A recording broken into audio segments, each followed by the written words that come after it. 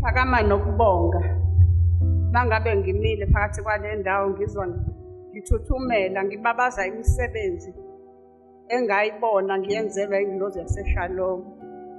Ngangixakeke kakhulu phakathi kwendawo ebengihlala kuyona. Kungalungile ngisho egcekeni silwa sodwa nengane size sihambisana amaphoyisa. Bezama futhi bayixazulula inkinga ingaxazululeki. Ungazi ukuthi siyanukelana futhi ngibona sizongibulala ingane. Umuzi ungakheke engangihlala kuwona, zonke izinto zami bey'bhimbe kakhulu. Engikubongayo uNkulunkulu waseShalom enomusa, ngihamba ku-West Street. Ngaqala ukuba beseVictoria. Ngabuya ngafika kanti sebeyamuva baya ku-West Street. Ngihambe lapho isikhathi esiningi kakhulu. Nginenkinga, umuzi ungakheki, ngixakekile ngumama. Ngithwele kanzima nje, kungenzeki lutho, ngilala endlini nginethwa yimvula. Ngibona ukuthi kufana nokuthi ngihlele eminyango.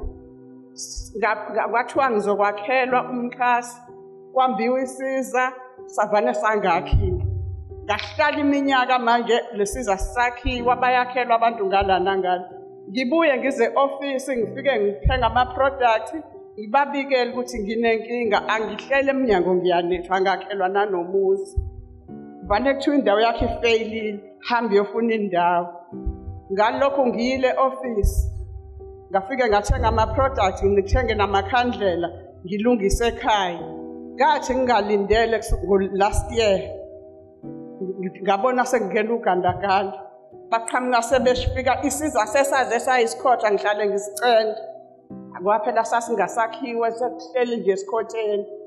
Bafika sebevane bevusa indlu lapho ukuthi ngisukumele phezulu bengizonikhombisa okhi. Ngabuya bayakha le ndlu ngokukhulu ukushesha. Mangibuza ukuthi isikhathi esingaka nanihlalele, ngase ngigula ke sengiphethwe na-BP, isifo senhliziyo, ngidlala usizi ngokucabanga, ngibona into zami zibophekile nje ukuthi kwenzekani. Kodwa bathi mabefika base beyawenza umehluko bangenzela. Ngokulokhu ngiye office ngifike ngibike ey'nganeni zinginike lokho ezinginika kona, ngihambe ngichela icebo. Kwale nkinga yami yokungezwani nengane esasihlale silwa, ngaze ngafakelwa i-alarm amaphoyisa ngoba ebona ukuthi ngizobulawa ingane ngoba sizwani nje. Le ngane ongazi ukuthi iyahlanya.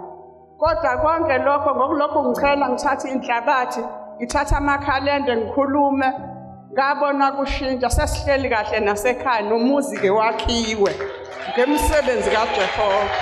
Amen. Bazalwane, ngiyakubonga ucobula la ekhaya. Ngithe ngelinye ilanga ngisho edrobheni emagethi, ngathunywa umama wathi ngithume e-ofisi kababa uNdlovu. Ngamthethisa ngathi ayaya ngifuna mina umuntu abengithuma, ngihamba indlela engiyihambayo. Bazalwane, ngithe mangifika ngafike ngabona ama-product, ngathi hawu kanti ungathi uyangisiza nami. Ngathenga bazalwane ikhalende. Ngithe mangilithenga le khalende, usisi wangiyalela ukuthi ngifike ngenze njani. Bazalwane kwami bengingalali, izinyoni ebezikhala zigijima phezu kwendlu, amakati ikhalisa ikati engathi ikhala ingane. Bazalwane, ngiyabonga la ngisiza kakhulu ikhalende. Kwazothi ngosuku lokugcina engathatha itshe ubaba ethi khona inkonzo yetshe, kwathiwa letshe ufike ulishaye phansi. Ngathi mangilishaya phansi itshe, ngangiyitshela ngokuthi mina ngizothi mangilishaya phansi liqhephuke. Ngalishaya phansi itshe langaqhephuka, ngagijima ngathatha izembe elincane, ngeza nezembe ngalishaya itshe ngithi lizoqhephuka. Ngathi hayibo litheni letshe langaqhephuki. Kwathi-ke bazalwane, ngokuthi khona izingane, ngitshela ngokuthi izingane zakobomakhelwane zizolithatha zilibona limhlophe zilidlalise. Ngaqhetha nje kancane, ngathi ukulimboza kancane ngomhlabathi. Hayi bazalwane, ngiyalibonga uCobola la ekhaya lingenzela izimangaliso. Kwakukhona izinduli zenhlabathi zemvukuzane.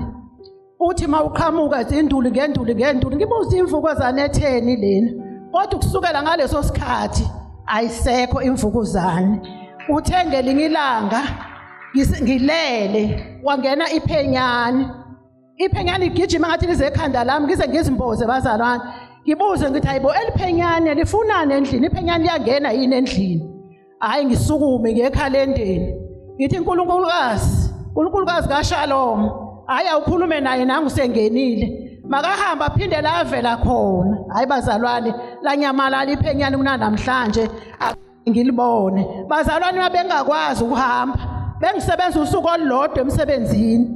Ngihlale izinsuku ukuthi mawuholwa mhlambe ngihole enyangeni ngihola insuku ezintathu, kodwa namhlanje sengiyakwazi ukugijima, sengiyakwazi ukuhamba bazalwane, ngigijime ngize ngiphakamise umlenze emsebenzini ngithi niyangibona nanazi ukuthi ingoze ngenze nje ngoba bazalwane bengiyinhlekisa. Bengithi mangiqhamuka kuthiwa nangu ugogo. Bazalwane ngiyalibonga kakhulu ugcobola la ekhaya, ngiyalikhulisa ngithi mali ephambili nongakaboni ngithi hayi kuyasetshenzwa la ekhaya. Ozani bazalwane nizowubona umehluko, ngiyabonga. Bazalwane ngisukuma ukubonga kakhulu, ngibonga i-ball point. Abantwana bami bazalwane bebangenzi kahle, kwafika i-blue point ayithenga bazalwane bachube kahle kakhulu. Okunye bazalwane engikubongayo, ngibonga ukuthi since solo ngila phansi kwaleli qobo kwenzeka izimangaliso kakhulu. Impilo yami ayisafani njengasecaleni, ngani ngamanzi. Ngiphinde futhi bazalwane ngibonge ukuthi njalo uPastor Ray uyaye athi sikhulekise ama-CV.